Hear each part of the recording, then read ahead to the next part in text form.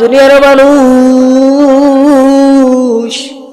এদিকে খেয়াল করুন, আল্লাহ রাব্বুল আলামিনের একটা তো আশা আছে, সেই আশাটা তোমরা ভেঙে দিও না।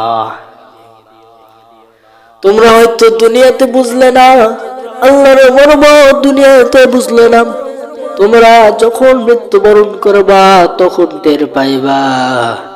এই জন্য সময় থাকতে সময়ের মূল্য দিন। আর ভাইরাম, আল্লাহ রাব্বুল আলামিন কোরআন কারীমের মধ্যে ১৫০০ বছর আগে জানিয়ে দিয়েছেন, ইয়া আইয়ুহাল্লাযীনা আমানু ইসতাঈনু বিস-সাবরি ওয়াস-সালাহ।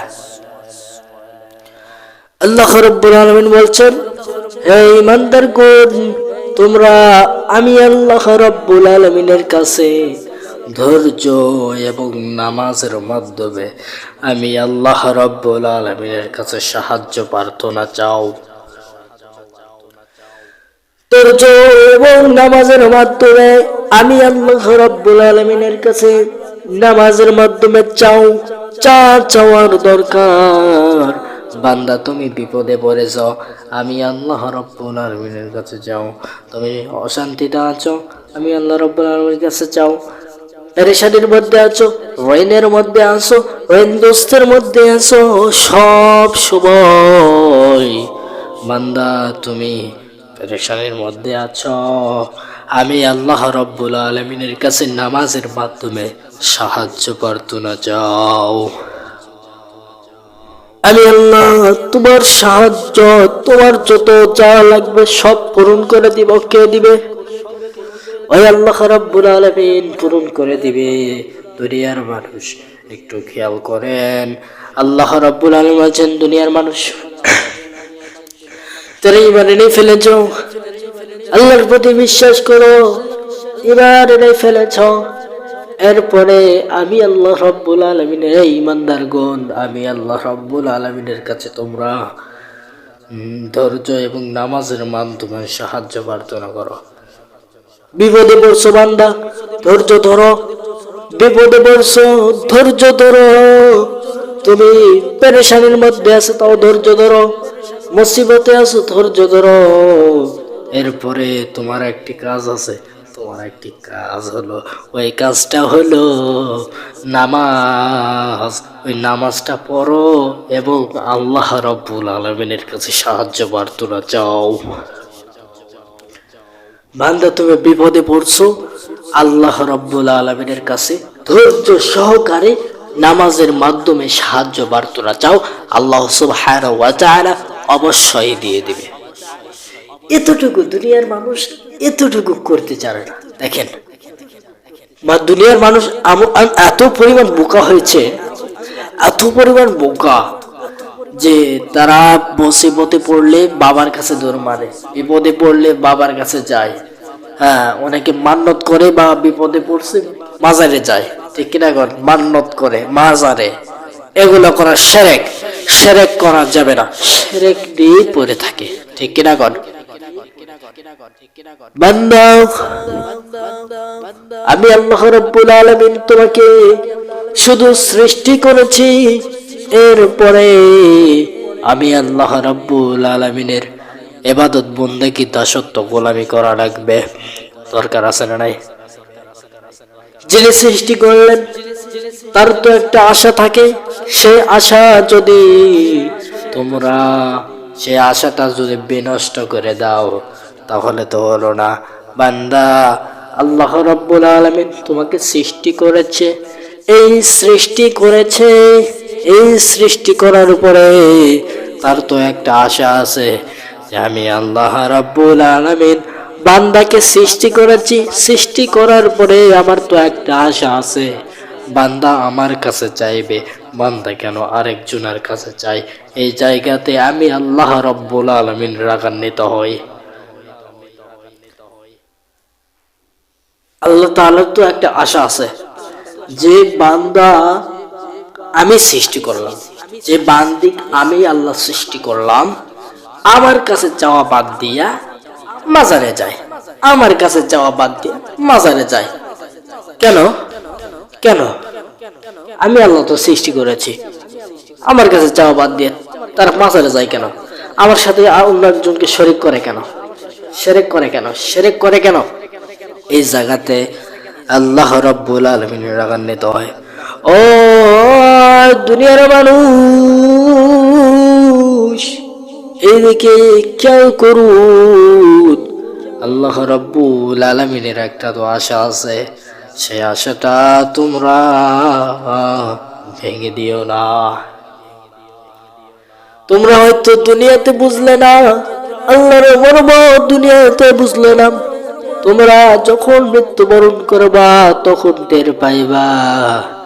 এই জন্য সময় থাকতে সময়ের মূল্য দিন।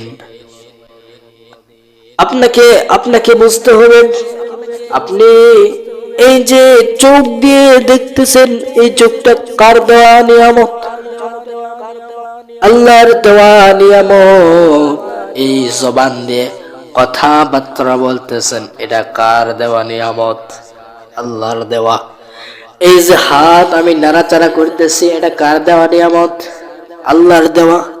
তাহলে এখানে পা দ্বারা চলতে ফিরতেছেন, এটা কার নিয়ামত? আল্লাহর নিয়ামত। এই যে শক্তি দিয়ে চলাফেরা করতেছেন, এটা কার দেওয়া নিয়ামত? এটাও আল্লাহর দেওয়া নিয়ামত। তাহলে আমি কিসের বড়াই দেখাই,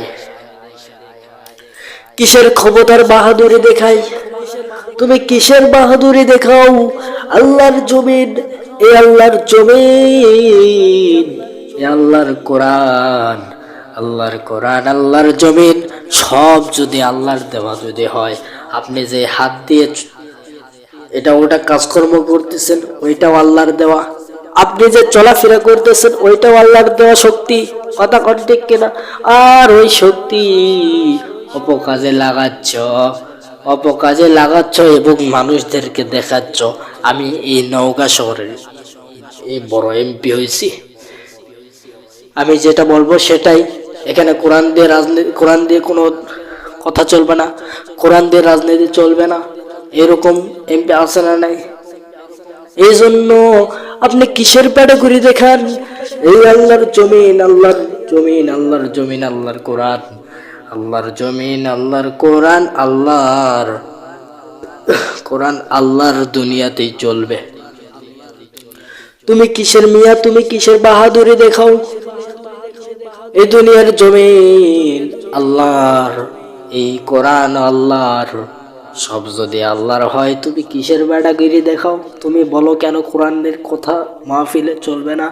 তুমি কেন বলো কোরআন দিয়ে রাজনীতি চলবে না? তুমি কেন বলো কোরআন দিয়ে সমাজ চলবে না? কেন বলো বেটা? সময় তুমি এখন বলতেছ, যে জবান দিয়ে বলতেছ কোরআন দিয়ে কথা বললে তাদেরকে ধরে ধরে জেলে নিয়ে যাব। ওই ধরে ধরে জেলে নিয়ে যাওয়া মানে ওই যে কোরআন, ওই যে কথা বলতেছেন জবান দিয়ে, যে জবান দিয়ে বলতেছ যে কোরআন দিয়ে কথা বললে জেলে জেলে ধরে নিয়ে যাব, ওই জবানটা কার দেওয়া নিয়ামত? সব যদি আল্লাহর দেওয়া নিয়ামত হয়, তাহলে আপনি বেড়াগিরি দেখেন কেন মিয়া? যে এই কোরআন দিয়ে রাজনীতি চলবে না, নওগাঁ শহরের আমি এক এমপি, এই ধরনের আমরা এমপি চাই না। এমপি চাই যে এমপি কোরআন দিয়ে দেশ চালাবে, তার পিছনে আমরা আছি, তার সাথে আমরা আছি। কথা বলেন ঠিক কিনা? যে এমপি কোরআন দিয়ে দেশ চালাবে, তাদের সাথে আমরা রয়েছি। কোরআন দিয়ে আগামীর দেশ হবে ইনসাফের, ন্যায় বিচারের দেশ, ঠিক কিনা? এখন হাদি ভাইকে যারা মেরেছে তাদের বিচার চাই, বিচার চাই। কথা বলেন ঠিক কিনা? হাদি ভাইকে যারা মেরেছে তাদের বিচার হচ্ছে না কেন রে ভাইরা? দেখবেন আল্লাহর বিজয় আসবে, আল্লাহর বিজয় আসবে, তখন দেখতে পাবে দলে দলে মানুষগুলি ইসলাম গ্রহণ করতেছে। আল্লাহর সাহায্য বিজয় যখন আসবে, দলে দলে মানুষগুলো ইসলামে প্রবেশ করবে। আল্লাহু আকবার। আল্লাহর সাহায্য আসবেই, তুমি কিসের বেড়াগিরি দেখাও, তুমি কিসের তাকব্বুরি দেখাও, কিসের অহংকারে দেখাও, তুমি কিসের বাহাদুরি দেখাও। আল্লাহর সাহায্য আসবে, তখন আল্লাহর সাহায্য বিজয় আসবে, তখন ইসলামে তলে তলে মানুষগুলি প্রবেশ করতেছে, তুমি বাধা দেওয়ার কেউ না। আগামীর দেশ চলবে কোরআনের দেশ। চ্যালেঞ্জ দিয়ে বললাম, আগামীর দেশ কোরআন দিয়ে চলবে। কারা কারা চান? তো হাত তুলে মাওলার দেখায়া দেন।